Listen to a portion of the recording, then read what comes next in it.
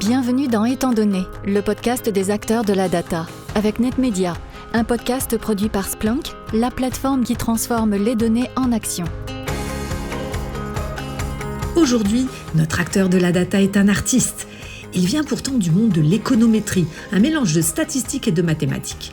Depuis toujours passionné par les données, il suit un master en data et business à l'ESC Lille, suivi par un premier rôle de data miner dans une SS2I. Il recherche alors un sentiment d'appartenance qu'il trouvera au sein du groupe Publicis, où il lance une activité de data science. On est en 2010 et la filiale explose, en même temps que l'explosion du big data. Pendant 8 ans, il se plaît à y développer autant des équipes que des brevets. Quand il ne bosse pas, il donne des cours, investit dans des startups de la tech, copilote de chantier data et IA du gouvernement, ou encore développe des brevets d'invention en data. On peut aussi le voir sur des terrains de basket ou courir le long de la Deûle, à Lille.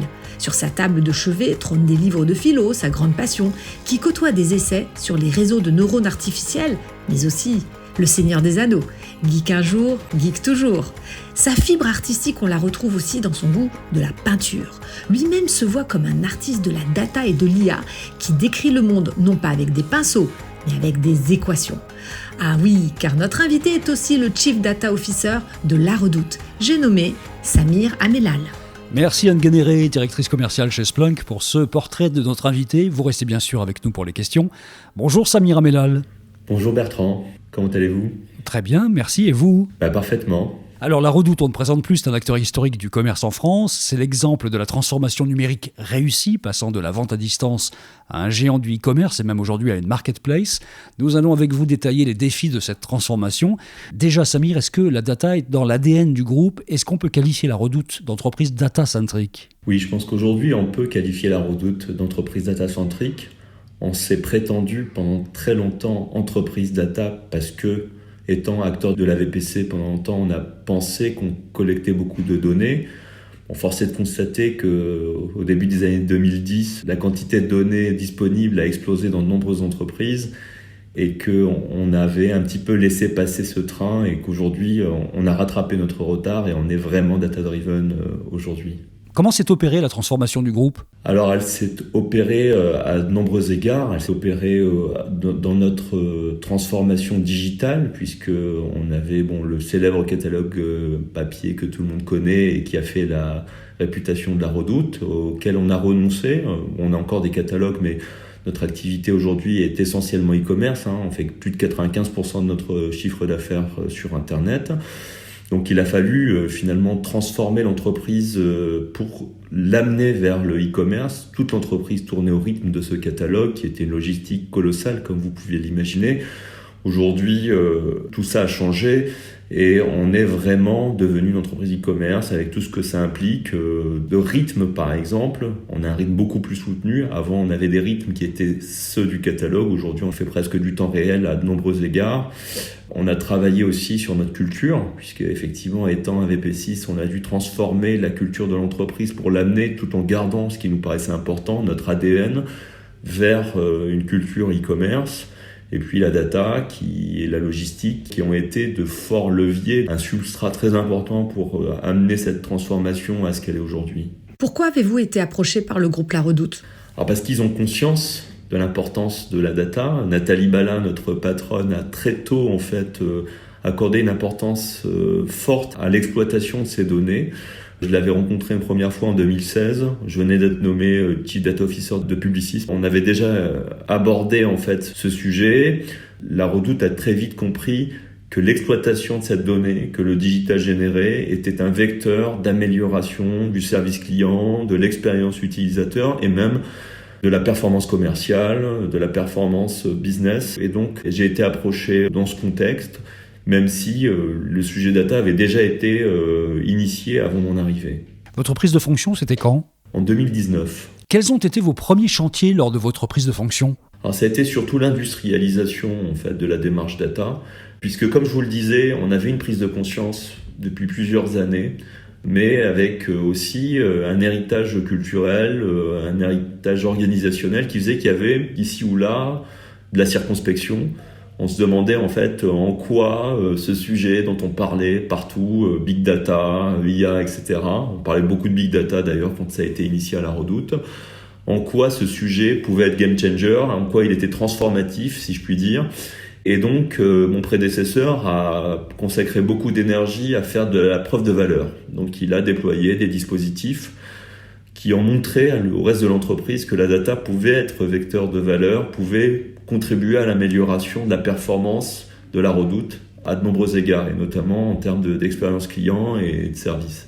Et ensuite, quand je suis arrivé dans un contexte où de nombreuses entreprises avaient fait la même démarche. Cette preuve de valeur avait été faite et il était temps d'industrialiser en fait la démarche data, de la professionnaliser, de faire en sorte que ça devienne en fait une démarche transversale, professionnelle, industrielle, scalable. Et donc, c'est le premier chantier que j'ai adressé. C'est-à-dire qu'on avait plein de proof of value et de proof of concept qui avaient été développés, qui continuaient à exister sans forcément être facilement maintenables, évolutifs, etc. Parce que c'était en fait des projets que je qualifierais de relativement artisanal. Et puis ensuite, on s'est attelé en fait à les rendre plus industriels, plus maintenables, de les inscrire dans une plateforme homogène, dans une démarche homogène, etc., d'industrialisation, avec tout ce que ça implique. Alors, je vais pas employer de mots trop techniques, mais CI/CD, documentation, plateforme, DataOps, FinOps, donc tout ce qui est monitoring en fait de nos flux, monitoring de nos coûts, puisqu'en fait on est dans le cloud et donc nos coûts en fait sont adaptés en fonction de notre besoin par nos providers de services, Google et Azure. Et donc, on a lancé toutes ces démarches en fait de professionnalisation de notre direction. Que fallait-il supprimer en termes de legacy et quelle philosophie vouliez-vous mettre en place ? Alors, on avait un peu de legacy, mais en réalité, on n'en avait pas tant que ça parce que la data s'est créée récemment autour d'une plateforme cloud, enfin autour de 2 plateformes cloud, une chez Microsoft et une chez Google, qui sont managés, qui sont très up-to-date en termes de fonctionnement, de dispositifs. On utilise beaucoup ce qu'on appelle le cloud function, donc c'est managé par Google en partie. On utilise des bases de données très peu structurées en amont, en fait, dans notre dispositif. Bon, on utilise plein de dispositifs Google, mais quand on charge des données, on les charge dans un truc qui s'appelle GBQ, qui est une base de données orientée documents et donc qui nous permet d'avoir une certaine souplesse, etc. Donc on avait relativement peu de legacy. Plus on sortait des vieux dispositifs, des vieux systèmes de la old legacy, plus en fait la data devait rendre à l'IT en fait la paternité finalement de ce qu'on avait fait pour justement faciliter les choses, faciliter l'interopérabilité. Donc ça a été là plutôt que c'est trouver la legacy plus que dans les dispositifs et les systèmes qu'on utilisait. Encore une fois, on utilisait des systèmes cloud complètement à jour en termes de capacité, etc. Et un mot de votre philosophie ? Alors, ma philosophie, si je devais parler philosophie de data et notamment à la Redoute, c'est que la data est l'affaire de tous. C'est pas l'affaire d'une direction, même si on a une direction à part entière, qu'on est complètement transverse, rattaché à la présidence. C'est l'affaire de tous, c'est l'affaire de toute l'entreprise. Et donc, on a vocation à se saisir finalement de cet actif pour améliorer ce que j'appelle l'expérience. Et on est dans une concurrence d'expérience, ce que j'appelle une concurrence d'expérience, puisque de plus en plus, à travers des acteurs comme Uber, comme Netflix, comme Amazon, etc., indépendamment du secteur d'activité, ces acteurs ont imposé une concurrence d'expérience, un standard d'expérience auquel nos clients se sont habitués. Et donc, la data n'est jamais trop loin. Et toute l'entreprise doit se saisir en fait de cet actif pour s'inscrire dans cette concurrence d'expérience. Alors justement, en 2 ans, vous avez créé une nouvelle organisation avec des teams BI, IA, Ops notamment. Quelles ont été les résistances internes à cette petite révolution que vous avez proposée ? Alors ça a été surtout peut-être des résistances liées peut-être à un manque de clarification de notre part ou de ma part, parce que les gens ne comprenaient pas toujours exactement où on voulait aller, pourquoi on faisait certaines choses. Et comme je le disais, en fait, la donnée, c'est de l'information. L'informatique existe depuis des années. C'est pas quelque chose de foncièrement nouveau. En revanche, la data en tant que fonction de l'entreprise, en tant que département ou direction, c'est relativement nouveau. Et c'est vrai que on est passé par plusieurs stades. Et je pense que beaucoup de collaborateurs n'ont pas compris, en fait, qu'on en était à ce stade-là. Ils pensaient que la data, c'était justement ce qui s'était fondé, monté aux alentours de 2014, 2013, 2015, avec beaucoup de thèses, une sorte de laboratoire où on venait voir quelle valeur on pouvait extraire de la donnée. Et la phase d'industrialisation n'était pas forcément perçue, comprise, identifiée en fait, et les collaborateurs n'avaient pas forcément conscience que si on prenait pas ce sujet à bras le corps, si on prenait pas conscience qu'il fallait maintenant professionnaliser cette fonction et aller vers de l'industrialisation, on n'allait pas pouvoir continuer très longtemps. Parce que si je vous donne un exemple, quand je suis arrivé, quand on avait un dispositif qui tombait en panne, c'était 3 semaines de reverse engineering parce que justement, c'était pas industrialisé, on n'avait pas de documentation, on ne savait pas comment ça avait été monté, on ne savait pas quelles étaient les sources de données, qui était l'owner en fait, ou les owners en fait de cette donnée qu'on fournissait, que le reste de l'entreprise pouvait consommer. On n'était même pas capable parfois de se rendre compte qu'on avait un flux qui était tombé en panne parce qu'il n'était pas monitoré. Maintenant, on monitore tous nos flux. Et les gens n'avaient pas conscience en fait que plus on en faisait, plus ça devenait insoutenable en fait de s'affranchir de cette phase d'industrialisation et qu'on ne pouvait pas grossir en restant artisanal. Donc du coup, certains se demandaient pourquoi on passait beaucoup de temps à faire du monitoring de coûts, du monitoring de flux, pourquoi on passait beaucoup de temps à déployer des repositories de code comme GitLab, du Confluence, enfin tous ces outils en fait qui nous permettaient finalement de faire un pas vers l'IT, puisqu'en fait en gros c'est des métiers, des choses que les directions IT connaissent très bien, parce qu'ils ont un historique et que les directions data ne connaissaient pas tant que ça en fait. Et donc effectivement, la résistance est plutôt matérialisée de cette façon-là. Mais qu'est-ce qu'ils font ? Pourquoi ils mettent autant d'énergie là-dedans ? Et pendant ce temps-là, quand on leur demande un champ dans une colonne ou un BI, ils nous disent qu'il faudra attendre parfois plusieurs semaines parce qu'ils n'ont pas de bande passante. En tout cas, moi, c'est ce que j'ai perçu. Aujourd'hui, Samir, quels sont vos KPIs et quel est le niveau d'adoption de votre politique de management collectif des algorithmes ? Alors, on a lancé depuis quelques mois un dispositif de gouvernance alors qu'on qualifie à tort ou à raison de data mesh. Et ça rejoint ce que je vous disais, je pense que c'est pas l'affaire d'une seule direction, la data, c'est l'affaire de toute l'entreprise. Donc, on encourage en fait l'ensemble des directions de l'entreprise à se saisir du sujet en nommant des head of data par direction. Ça, c'est une chose.